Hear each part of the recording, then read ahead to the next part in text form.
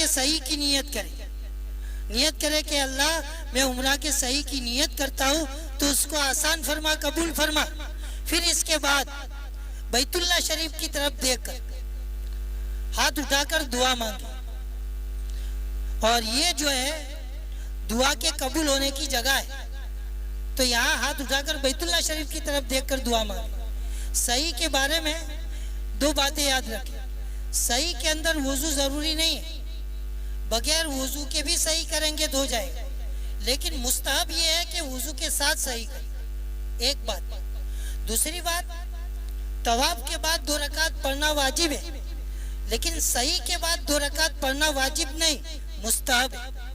اور وہ بھی 2 رکعت صفا مروہ کی جگہ میں نہ پڑھے، حرم میں جا کے پڑھے، حرم کے کنارے پر، اندر مطاف کے کنارے پر. اب دیکھو ہم نے صحیح کی نیت کر لی، دعا